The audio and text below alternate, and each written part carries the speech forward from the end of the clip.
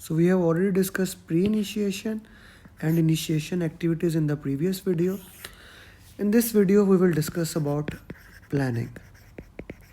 Now, planning is the biggest chunk in PMP, and a lot of documents that we look in the PMP, in the project management professional, is found in planning.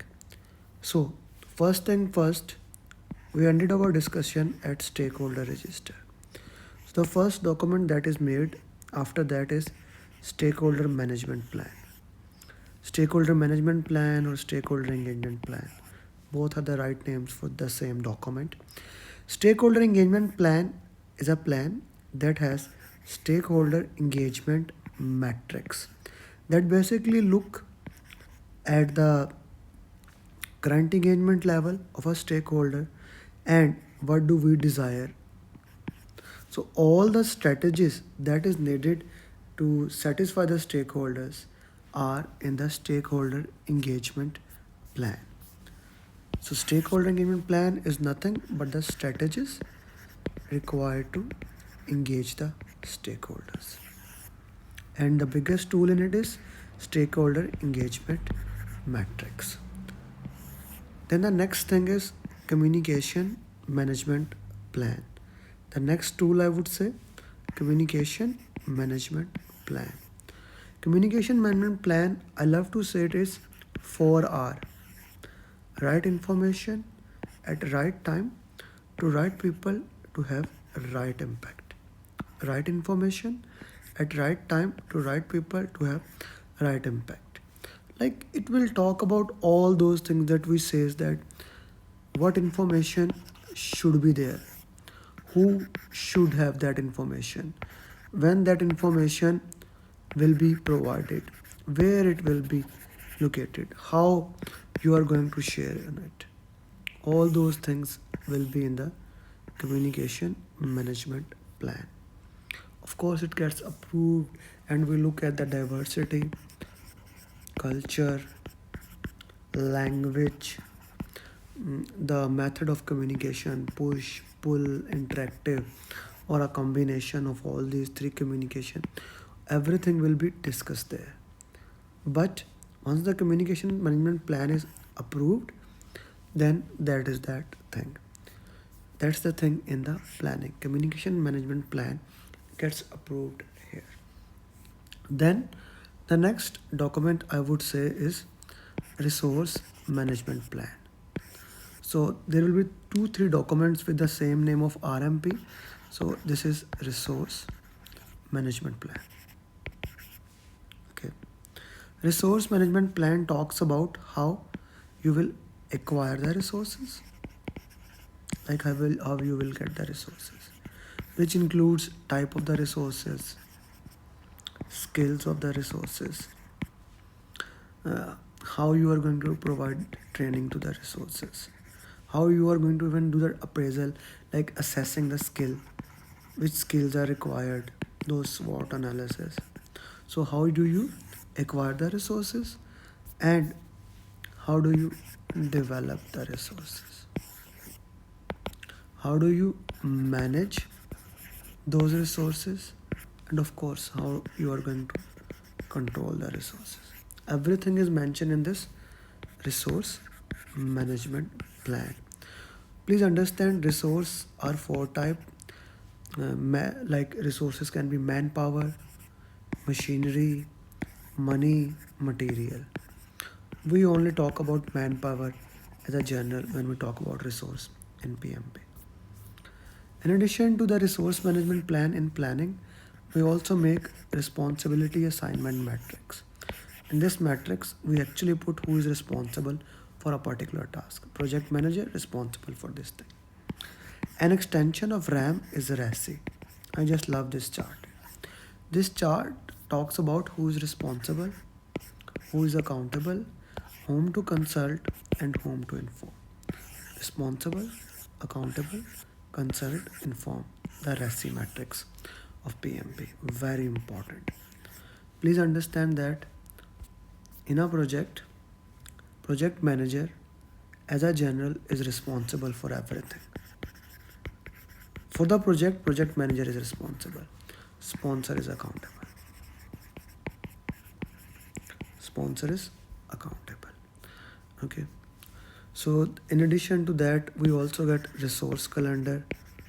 Resource calendar basically talks about the availability of the resources, you can say when a particular resource will be available, their shifting, things like that are mentioned in the resource management plan. So these are the some of the topics that are covered in this. So far we have discussed about in planning, stakeholders, communication, and resource. Okay, I would say this is a people region more of. Let's talk about quality. In quality, we have two plans. Quality management plan that basically tells which quality standards you are going to follow, which quality standards you are going to follow, how you are going to benchmark those standards, right? What are the standards that you are going to follow, the benchmark those standards, and what will the cost of quality, which includes cost of conformance, money spent to avoid failures, cost of non-conformance, money spent because of failure. It can be training cost, appraisal cost, non-destructive testing. This is basically destructive testing, rework, and also warranty cost. So these things are put into the quality management plan. In addition to that, in quality, one more document is created that is called as quality metrics. Quality metrics is kind of a KPI matrix, key performance index, that will measure the entire process, in the entire project, what are the key performance index to measure. For example, SPI, the schedule performance index or cost performance index, will be measured by KPI without any doubt. How many changes will be there, that will also be mentioned in the key performance index, or also known as KPI. So quality management plan, and that's all about quality. Okay, then we have risk. In risk, two things are made. One is risk management plan, and the other is risk register. I want to take them together because many people get confused between them. Okay, let me make it. Risk management plan talks about how to manage the risk, means rules, regulations, systems, procedures, things like that. It does not talk about the actual risk, does not talk about actual risk, a very important thing. It has stakeholders like tolerances, how much risk they can tolerate, plus minus 5 or 10%, threshold, the limit how much stakeholder can go in number like million, 2 million, appetite, how much stakeholders can absorb the risk in anticipation of reward, risk exposure, the overall risk in the project. These things, and risk, are your organization risk averse, seeker, neutral, etc., etc., will be mentioned in the risk management plan. No actual risk will be mentioned here, only procedure. Whereas in risk register, it will has list of all risk. All the risk in the projects will be mentioned in the risk register. Whatever the risks are there, each and every single risk will be mentioned in the risk register. With, of course, if I can put a template here, what is risk? Okay, what is its probability, its impact, qualitative analysis, quantitative analysis, risk owner, uh, risk response. I can make a residual risk, secondary risk, things like that. Everything will be mentioned in the risk register. In addition to that, we also have a document that is called as risk report. Risk report is basically generated as a result of risk review meeting that can be weekly or bi-weekly meeting that we have in our organization, and that basically talks about that, okay, so what are the main risks that are coming now in the project, what is the risk exposure, overall risk of the projects, and things like that. Guys, do tell me, do you think this black ink is more soothing to the eyes or this blue ink? I personally think black ink is preferable. Let's also look at the red one. So we discuss risk register, risk management plan, and risk report and risk. So far we have discussed stakeholder, communication, quality, and risk. Let's discuss procurement. Procurement. In procurement, of course, we will have a list of qualified vendors that can be the part of actually OPS the past. We can have a make or buy decision. We have a source selection criteria, like we are deciding this source on what basis that can be there. Of course, procurement strategy can be there, and of course our procurement management plan, like how you are going to actually conduct the procurement, what types of, and actually the types of contracts comes under this, which type of contracts your organization consider and how do you consider it. And finally, procurement statement of work, like the statement of work that you send outside to get the things out, to understand the things. Procurement statement of work can be there. Okay, so now comes the big areas. Since we have discussed stakeholder, communication, quality, risk, resource, stakeholder, procurement. Now we'll discuss the three: scope, schedule, and cost. I put them into the end because all three are interlinked and kind of have a lot of documents in them, and all of them are very important. First of all, we get requirement management plan. So requirement management plan is basically, it talks about how to collect requirement, manage them, and make sure they are delivered. Okay, it helps a lot of techniques to collect the requirements, and we get two documents as a result of it: requirement documentation and requirement traceability matrix. Requirement documentation and requirement traceability matrix. Let's talk about them. Requirement documentation will classify the requirement as functional, non-functional, stakeholder, solution oriented, and things like that. Classification of different requirement product, etc., etc. Then we get requirement traceability matrix. As the name suggests, it's a metric. This matrix traces the requirement from start till end. Every single thing about the requirements is in it. Acha, very important thing. All the compliance requirement goes into risk register. All the compliance requirement, all compliance are considered as risk. So all the compliance requirement goes into risk register. They can be given a quality, but they must be identified and put into there. They can also be in the requirement traceability matrix, that the particular requirement is a compliance requirement, but we trace them or track them through the risk register. Acha ji, coming back to requirement traceability matrix, it can have which stakeholder requested a particular requirement. Okay, what is the purpose of that requirement? How is it a project requirement or a product requirement? Each and everything can be this. So this is requirement documentation and requirement traceability matrix. Okay, going forward, Then we have scope management plan.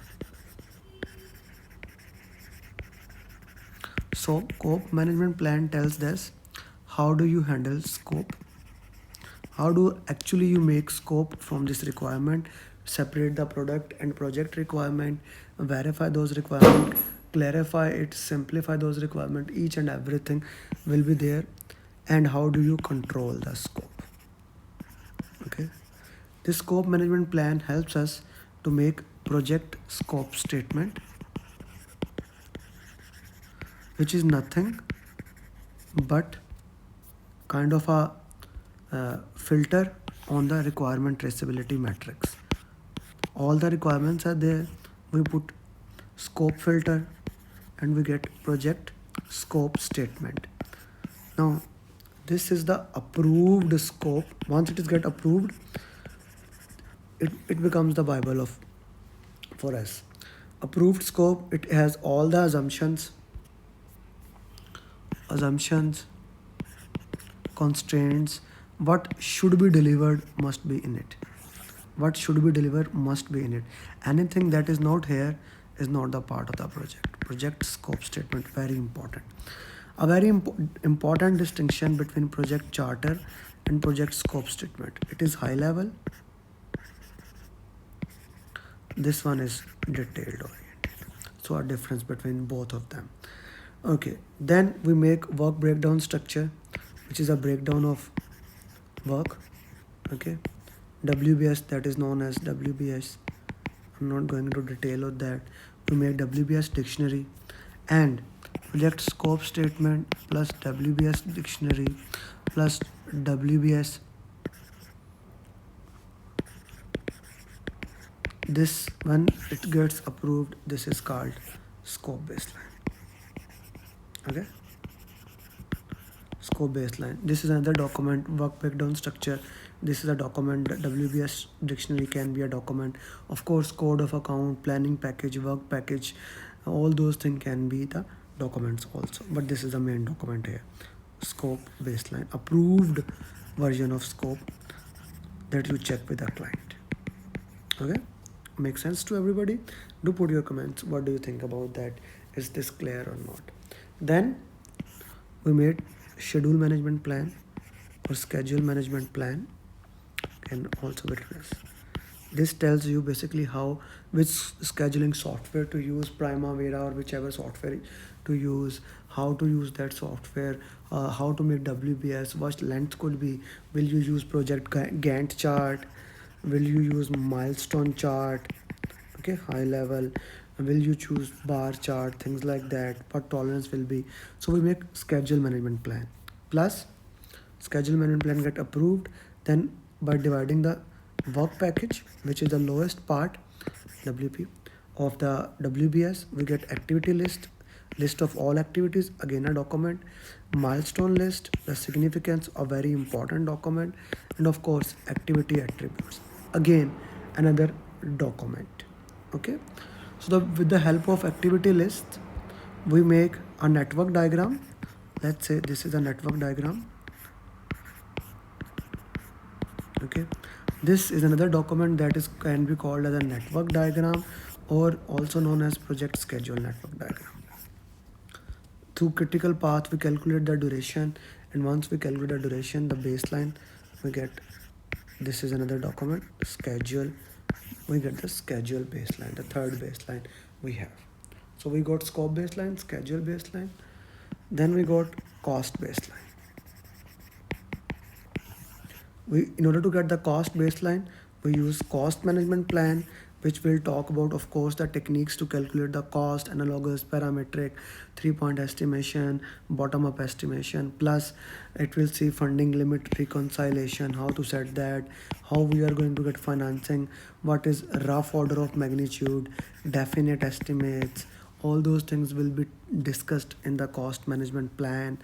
Once it is approved, so the same way we have calculated the schedule baseline on the same network activities, we will calculate that and we'll get the cost baseline.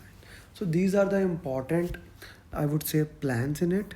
So these scope baseline, this schedule baseline, and this cost baseline, Together we can also call them as performance measurement baseline. Okay, performance measurement baseline. These are the main plans. Like if I put it there, stakeholder engagement plan, communication management plan, resource management plan, risk management plan, quality management plan, then uh, procurement management plan, uh, scope management plan, schedule it schedule management plan, cost management plan, then we had requirement management plan. Okay, and then we have scope baseline, we had cost baseline, we had scope cost schedule baseline. Okay, we also have other plans like change management plan. Change management plan basically talks about how the changes in the project will be handled, who can authorize the changes, what are the changes in the project. In the project we are talking about changes in the project. All the changes in the project will be handled by change management plan. So in addition to that, we also have configuration management plan. Configuration management plan, it basically talks about the changes in the product. What are the changes in the product? All the changes in the product are mentioned by configuration management plan, and all those things. Okay, so configuration management plan and change management plan, both, this is for project handling, this is for product handling. A very important thing to understand that whenever we are talking in PMP about product, we will talk about configuration management plan, and whenever we are talking about project, we will be talking about change management plan. I hope that makes sense to you. Okay, so uh, one more plan that we can basically look into that, and that is kind of a project life cycle description, like which life cycle you will use: agile, predictive, iterative, incremental, but not a much important plan. Then of course we can have a development approach. Which development approach you are going to use, that plan can also work there. But these are the, I would say, 18 plans that are most important. So if I put the list one more time in a sequence, okay, we discussed scope management plan, we discussed requirement management plan, schedule management plan, cost management plan, quality management plan, resource management plan, we discussed communication management plan, we discussed risk management plan, we discussed procurement management plan, we discussed, of course, stakeholder management plan, we discussed change management plan, change management plan, we discussed configuration management plan, we discussed scope baseline, schedule baseline, cost baseline, and of course these three baselines are combined called as performance measurement baseline, then project life cycle plan and development plan approach. So these are the 18 plans that we have. Okay, now let's see few documents that we discussed. Let me list down all the documents we have. There are 13 documents, 33 documents that are normally in PMP. Okay, so let me discuss those which are present in planning. We discussed activity list, we discussed activity attributes, then previously we have discussed in initiation assumption log. That's again another important document. Of course we have, when we are doing the estimation, analogous, parametric, and all those estimates, we look what are the basis of the estimates. That is more of a basis of estimation. So in order to handle any change, we make change log, that is basically used to handle any kind of change. So change log is there. How do you manage the estimate the cost? You get the cost estimates at your hand. Then in the we will look into the monitoring and control. We'll get cost forecast. Okay. Then when you are estimating the duration estimates, these I will further work into the next video in the monitoring and control and execution. Then of course issue log will focus a lot in execution on it. A lesson learned register is another document that we will discuss. Milestone list, we discussed that significant point in the project is milestone list. Then we discussed physical resource requirement, when you are requiring the resources, looking at what is the requirement of the resources. Project calendar that is generated in the planning phase. Once the schedule is generated, which tells which things will be available when, which resource will be available when, we discuss that. In execution, project communication is produced, the entire communication of the project. Then we have of course project schedule, the real schedule that is produced as a result of a schedule baseline that is used to measure that. The entire schedule of the project is also called as project schedule. We have Pasand project schedule network diagram. Then we have of course project scope statement, another important document. Okay. So in we will look in the execution project team assignments. We assign them the task. In we will discuss in monitoring and control quality control measurements, how quality reports get converted into quality control measurements. Quality metrics we discussed today, quality reports we discussed. Then we have discussed requirement documentation, requirement traceability metrics, very important, planning documents. Then we will discuss, or we can discuss resource breakdown structure, like the hierarchical breakdown of resources, what type of resources we have in the project. Okay. Then resource calendar, we discussed this. Then we have resource requirements, which type of resources you have. When you are making a plan, you are making to sure that right resources are required. Then of course risk register, risk report is there. Okay, sorry about my writing. Schedule data, the data that use to calculate the schedule. Then we have schedule forecast, just like cost forecast we have schedule forecast. Of course then we have stakeholder register, which we already discussed in initiation. We have the one of the most important document, team charter, which we will discuss in the next video in execution. And then of course test and evaluation document, again in execution. I just list down all the documents here. Okay, all the documents, 33 documents that the PMBOK called, and all the 18 plans, just to give you an idea of that, what are the documents and the plans in the entire project. But some of them we have discussed today, some of them we will work into that. So yeah, let's hope that it can be done in the minimum possible time and you understand it the best possible way. So guys, this is the most important thing, that you can understand and work into that. I'm sure that you will that this video has helped you.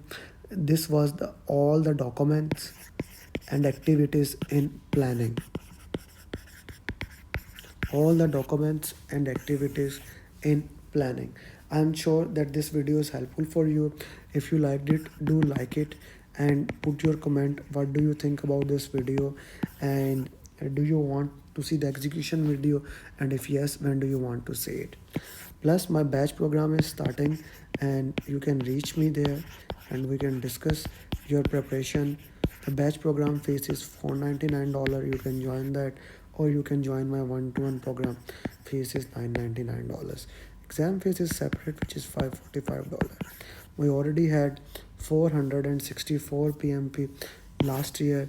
So if you want to become the PMP, and we have already 18 PMP this year, so contact us and we'll make sure you become PM.